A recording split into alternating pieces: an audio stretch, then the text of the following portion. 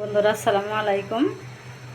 আর আমার এই তরকারির সাথে আরও অনেক কিছু আছে, সেগুলোও দেখাবো। সবাই পুরো ভিডিও দেখতে থাকো। বন্ধুরা, আমার আজকের রান্নায় থাকছে এই যে ডাটা। এই ডাটা কেটে নিয়েছি। ডাটা দিয়ে এই হচ্ছে দেশি আলু। এই দেশি আলু দিয়ে আর এই ডাটা দিয়ে আমি সুন্দর একটা রেসিপি বানাবো।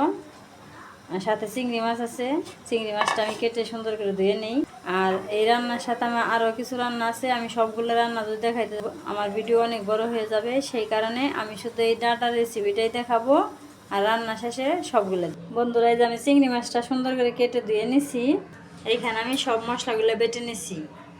আদা বাটা, রসুন বাটা, জিরে বাটা, পেঁয়াজ বাটা, এগুলো সব বেটে নিছি। এখন আমি রান্নায় চলে যাব। বন্ধুরা, আমি ডাটা আলুর মধ্যে আমি করলা দিছি। 2টা করলা দিছি কেটে। এই করলা দিলে ডাটার তরকারিটা অনেক ভালো লাগবো। চিংড়ি মাছটা হালকা ভেজে নেব। তেল দিয়ে দিলাম। চিংড়ি মাছটা দিয়ে দিলাম।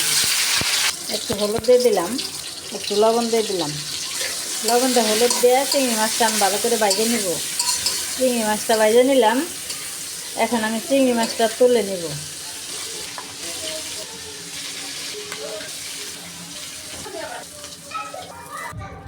এখন পেঁয়াজ কাঁচামরিচগুলো দিয়ে দিলাম। পেঁয়াজ কাঁচামরিচটা একটু সুন্দর করে ভেজে নিলাম। এখন একটু পানি দিয়ে দিলাম। এখানে যে মশলা বাটাগুলো, এই সব মশলা বাটাগুলো এক এক করে দিয়ে দিব।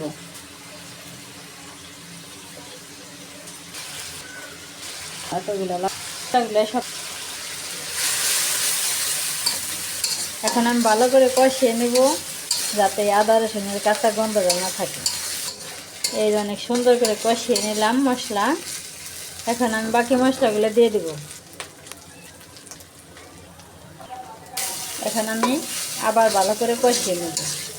এই যে আমি সব মশলাগুলো দিয়ে সুন্দর করে কষিয়ে নিলাম এইভাবে। এখন আমি যে ডাটা, আলু আর করলা দিয়ে দেব।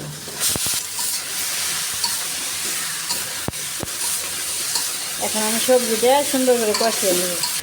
এখন আমি ভাজা চিংড়ি মাছগুলো দিয়ে দেব। এখন কিছুক্ষণ কষিয়ে নেব। এইভাবে সুন্দর করে কষিয়ে নিলাম। এখন আমি পানি দিয়ে দেব। যেহেতু গরম পড়ে গেছে, এই জন্য করলার তরকারি অনেক ভালো লাগবো। গরমের মধ্যে তিতা জিনিস খাওয়া ভালো। আর ডাটার মধ্যে করলা দিয়ে রান্না করলে অনেকটাই ভালো লাগে। তরকারিটা প্রায় হয়ে গেছে। একটু লবণ কম হয়েছে, আর একটু লবণ দিয়ে দিলাম। এতটুকু ঝোল আমি রেখে দেব। তরকারি হয়ে গেছে, এখন আমি নামিয়ে নেব। বন্ধুরা, এই যে আমি তরকারি নামিয়ে নিলাম। ডাটা, দেশি আলু, করলা আর চিংড়ি মাছের রেসিপি কেমন হলো অবশ্যই কমেন্ট করবে।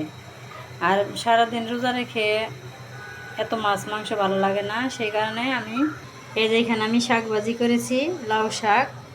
এখানে আমি পাতাকপি ভাজি করেছি। আর এখানে আমি ঢেঁড়স ভাজি করেছি। রোজা রেখে একটু শাক ভাত হলে ভালো হয়, এই জন্যে আমি আজকে এই আইটেমগুলো করেছি। শাক ভাজি, ঢেঁড়স ভাজি, পাতাকপি ভাজি আর আমার এই যে ডাটা, চিংড়ি মাছ, দেশি আলু, এগুলোই আমি রেসিপি করেছি আজকে। আমার আজকের খাবার কেমন হলো অবশ্যই কমেন্ট করবে। আর সবাই আমাকে সাপোর্ট করবে, সবাই আমার পাশে থাকবে। তাহলে আজকের ভিডিও এখানে শেষ করলাম। সবাই ভালো থাকবে, সুস্থ থাকবে, সাবধানে থাকবে। আল্লাহ হাফেজ।